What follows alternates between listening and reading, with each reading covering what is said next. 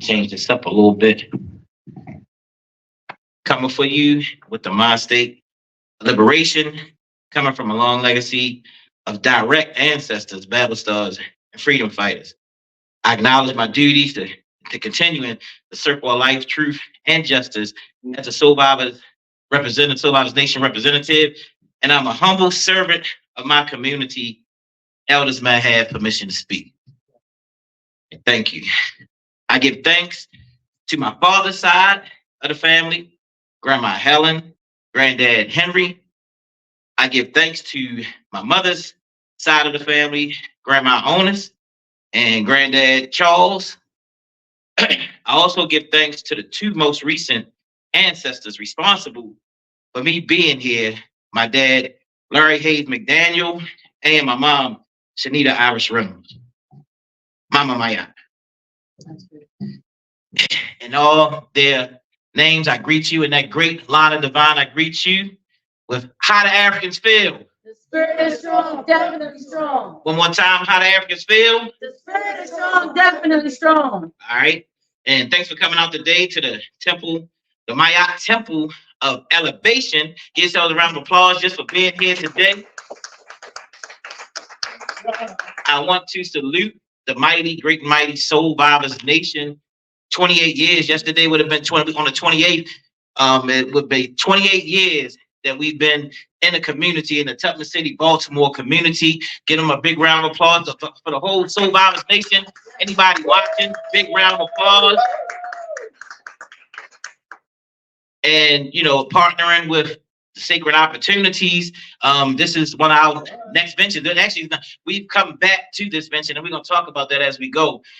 We've done some spiritual things before with different people, with Dr. Shaka Musa Barashango, Brother Shashim, Brother Kamal. We've done a couple of things before that we've tried to make this happen, but sometimes it's just not the right time. You know what I mean? Sometimes you do it for a little bit, and then you come back to it, and then you continue on with the mission. So we appreciate to be able to, you know, to come back and do that. So the topic for the day is, it was funny because as I was coming up with some things, my queen, Monica, was actually talking about, she started talking about Sankofa, and she was putting it in her poem. It was crazy because I was like, hey, wait, man, I was talking about the same thing too. And I was just looking it up, and I showed her the printout where I had actually printed out something where I was looking up the definition of Sankofa, and we was right on the same accord with the whole thing of Sankofa. But Sankofa and the ancestors reaching back to make the comeback.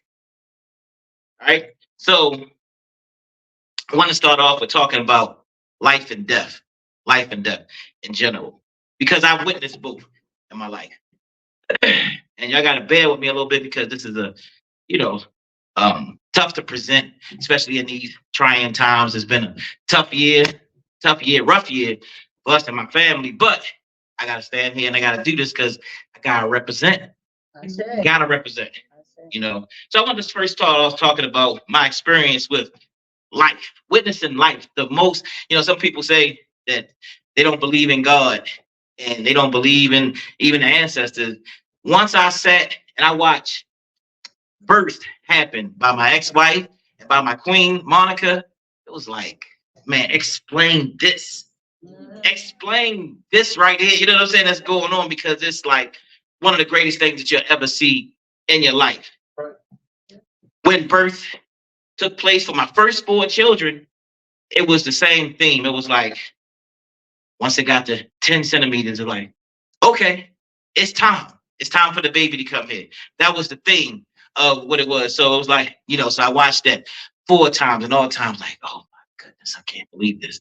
This is amazing. The 5th time that we had, you know what I'm saying? And I had 4 daughters before I had a son. Never thought I would even have a son. The 4th time was a lot more adventurous.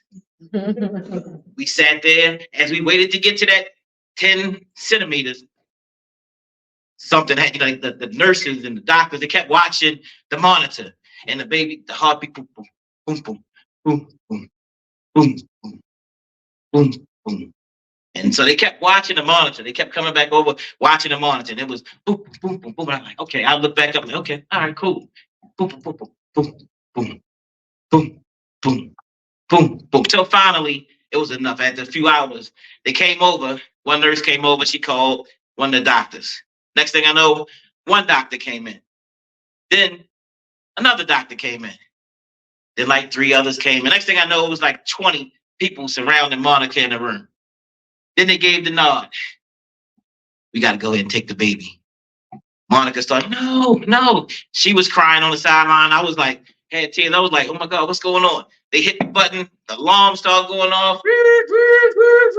Now, I went over and called my what's going on? They're gonna have to do a C-section for Monica. Man, all along, I'm like, oh, good. So I'm sitting there and I got my head down, like I don't know what's going on.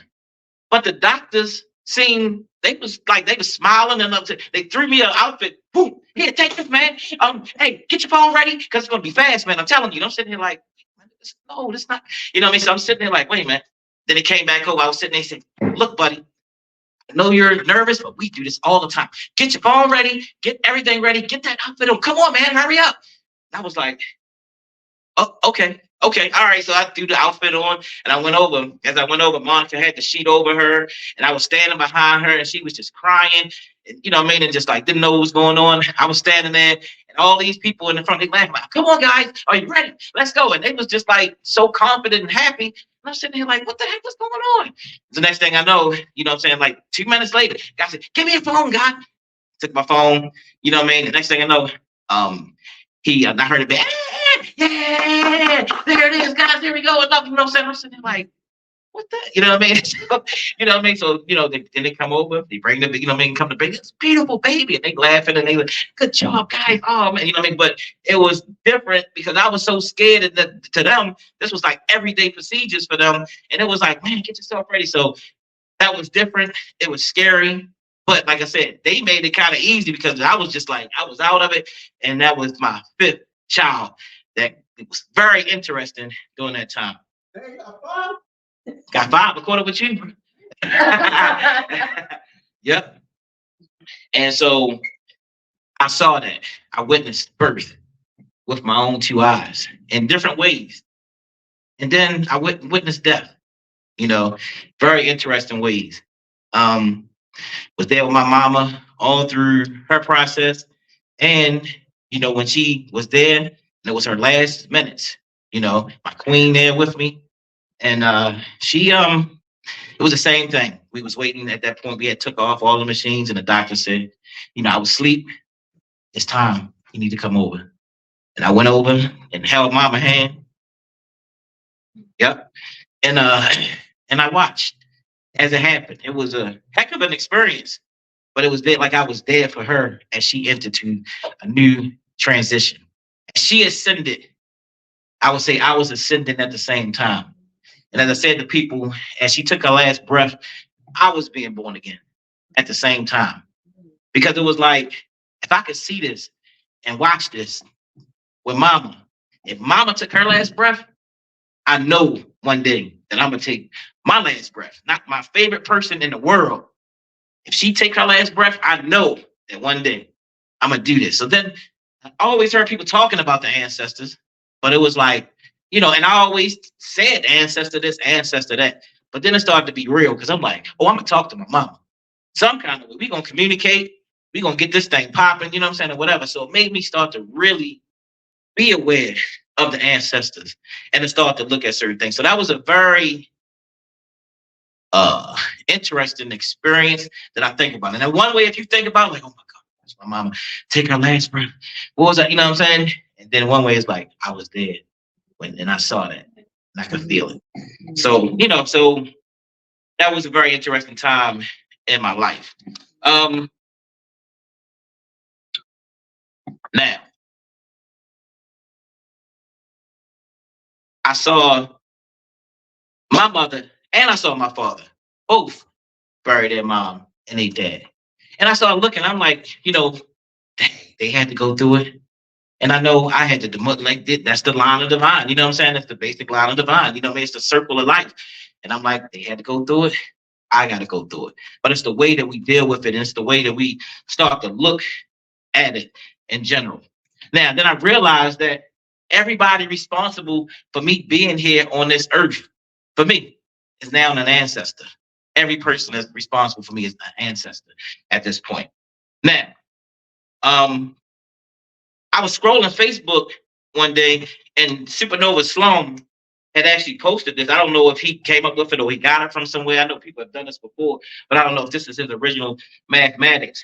And really starting to think about the ancestors, and he came up with something. Well, what I got from his page was called ancestral mathematics, and started to think. And it was like, in order for you to be born, you needed 2 parents, 4 grandparents, 8 great grandparents, 16 second great grandparents, 32 third great grandparents, 64 fourth grandparents, 128 fifth great grandparents, 256 great grandparents, 512 seventh great grandparents, 1,204 eighth great grandparents, 2,048 ninth great grandparents. For you to be born today from 12 previous generations, you needed a total of 4,094 ancestors over the last 400 years. Wow. Brother Kaba on the show went on to say that for 20 generations back, for each human being alive is over 1 million ancestors for each of us. We are our ancestors. The DNA didn't go away. Mm. The number would be 1,048,576 ancestors if we went back to that time frame.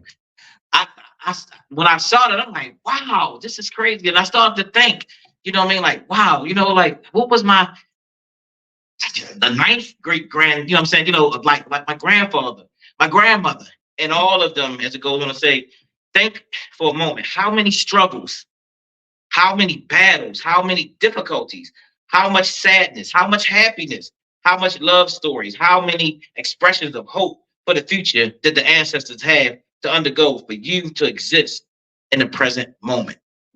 So, you had to think, and I started to think about that, like, man, this is deeper than mama. Mama didn't join a great line of divine that I must one day join.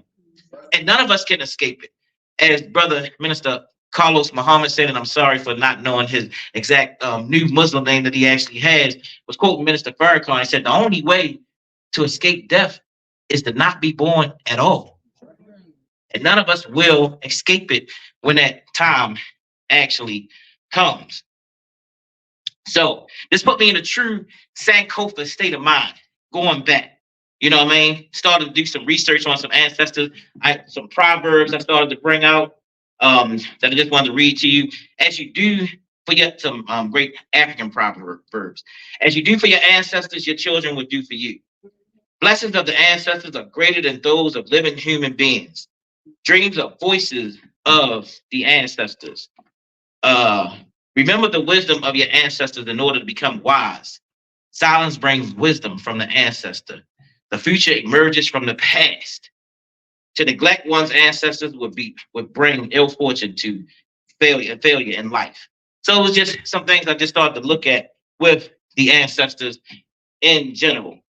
So Sankofa, just to read the definition of Sankofa, it means to reach back, go back and fetch from the past. Go back and grab from the past. Anybody seen the movie Sankofa? Where they really talk about, you know what I'm saying, going back to the past, to look back into the past. So I just wanted to go and why I call this Sankofa, because I am the comeback king. I need to put Sankofa in my name, because the journey that the ancestors have given to me has been one of me going back always to grab things in order to go forward. Let me start off just real quick. I was born, the house that I live at right now, 5612 is where I was born. Stayed there till I was 5 years old. And once I was 5 years old, mom and dad broke up. I moved over to the next house, would be 1303 North Elwood Avenue. I moved there and stayed there for 5 to 6 years. Once I stayed there, we moved, and I would come back after 17 years. My grandmother, who was on her deathbed, pretty much she was dying, had given me the house 1303, which was the family house at the time. So I went there and stayed another 17 years. My mom would move from her house and eventually come in and move back with me at 1303. I went through some financial problems, and so that signed the house back over her, all that other kind of stuff. She moved back there with me, but she only really came because of me. She had a big old house on 33rd Street that she had, and she left that to come with me because I was struggling. You know, I had lost my business. My business at 219, where my business is, had actually shut down. Shut down. I had to sell my business like early on. I'm not my business, my building. And then my business shut down in like 2014. So then I'm left with a dilemma. Mommy said she moved back home. She said, don't worry about the bills in this house. You go rebuild. I had the opportunity at that time in 2016 to go rebuild my business. So I went to rebuild my business. As I was rebuilding my business, mom held the bills down at home. I would have never been able to rebuild. I rebuilt the business back. So I went back. I mean, we totally took everything out of that shop. I was gone for 3 years. Came back, rebuilt to a prosperous business now. You know what I'm saying? To a, you know what I mean, to a functioning business now. So we came back there 219. During that time, COVID happened. You know what I mean? Another time period. And we had the house. My pops had passed away. The house that my mom and dad, 5612, bought together. It was there and it was kind of sitting. Mom had made it real clear. I don't want you running in and out of this house with this COVID thing, bringing children in and out. And I'm glad she did, because if she would have had COVID and I would have had to deal with what we had to deal with, I would have been crazy. So she didn't really want us running in and out. We had the house sitting over there. And I said, man. And I just asked, I said, you think I should just go ahead and move in there? None of us knew what was getting ready to happen with COVID. You know what I'm saying? So it was just like, I didn't have a whole lot of money. I had a few dollars in the bank, didn't have a whole lot of money. And it was just like, you know what? I'm going to go ahead back over and move over. Back over West Side, the place where I came, the place where I was conceived. 1970. My mother and father bought the house in 1974. I was born in 1975. So I went back home, but it was like the ancestors were sending me back, like for some reason, sending me back there because I had to get something or some energy back there at that house. I didn't understand, but things, as crazy as things was with COVID, but things started to be given to me. A brother gave me a grant for $500. Then it was like this money came from somewhere, and this money started to come from somewhere, and things just started to happen and unfold when I went back home. My daddy, I guess, you know what I mean, was as the ancestor was pushing me back there to get whatever energy that I needed to come back to 5612. So when I come back to 5612, you know, I say, come back. Now I hear that my son is being born, and it's like, oh, okay, all right, daddy, time to come back home. You know what I'm saying? So I get real deep with this whole thing. 5612 is the address. So my son was born 521. Of course, his, you know, I mean, his numbers are inside of the address with 521. But not only his, I was born May the 12th. So I'm, you know what I'm saying? Mine's is, you know what I'm saying? So I'm born May 12th. And you know what I mean? So I'm like, I'm just, oh yeah. Okay, daddy. All right, welcome back. You know what I'm saying? So I couldn't wait to get my baby over to the new house. And I had a little thing. I said, all right, daddy, you back here now. You know, you know, so I'm there with that. And then I started to realize, and I started to look around when I was in around the house, just connecting things up. And on our rails outside of the house, I started to look, and I was looking at this image, and I was like, man, wait a minute. I said, you know what I mean? This looked like an ancient African symbol. This is all over the red. This is the actual picture that I took. You can pass around. That's amazing. Yeah. It's a protection. It's a focus. Right. And I started to look, and I took a picture, and I was like, wait a minute. And I was looking like, this is Sankofa, you know what I'm saying? Return back. And I already been looking at myself like, wait a minute, I'm always coming back somewhere, you know what I'm saying? And I printed it out, you know what I mean, just, you know what I mean, with the original one.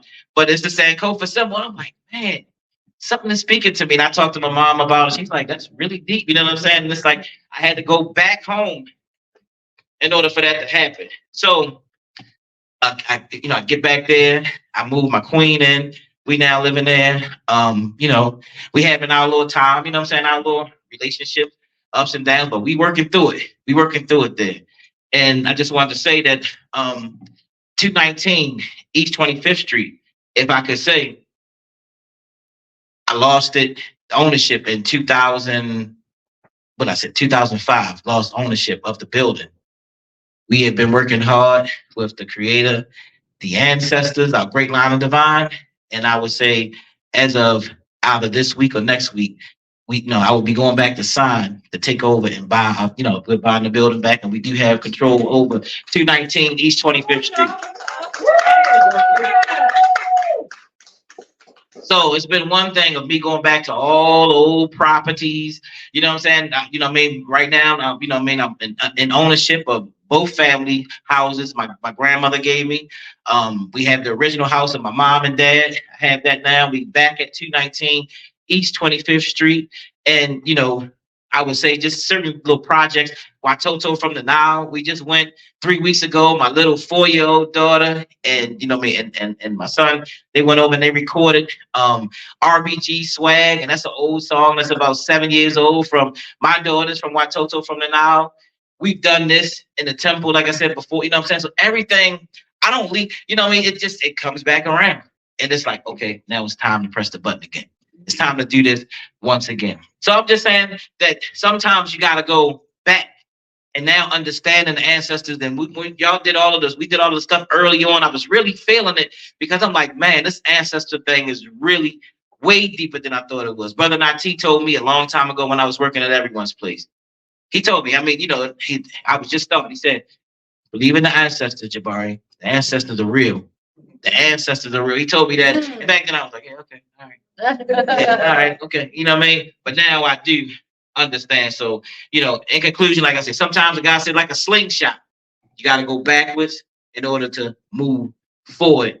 And I just wanted to say that, that my life has been a life of Sankofa, going back, and now we were more so honor your direct line. And I switched up the actual intro that we do for Reality Speak Soul Violence Nation to add that in because I really want to start to research a lot of people that's in my direct bloodline to find out more about those great people who have me right here where I am today. So I think you do the same, but I thank you for listening. I just wanted to say those few words and thank you all for coming out.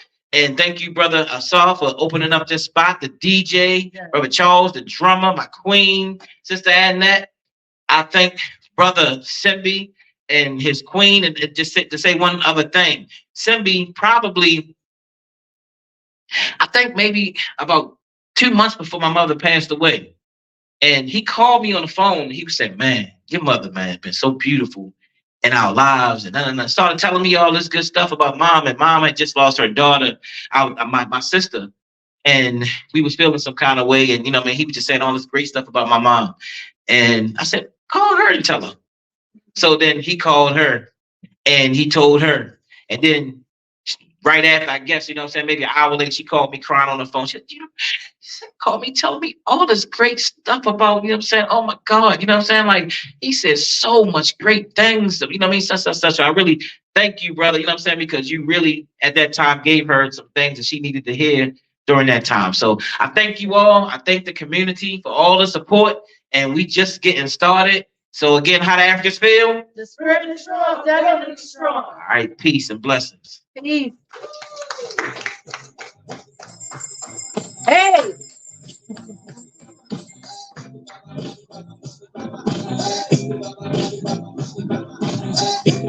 Give thanks to our brother Jabari for that powerful message on the ancestors.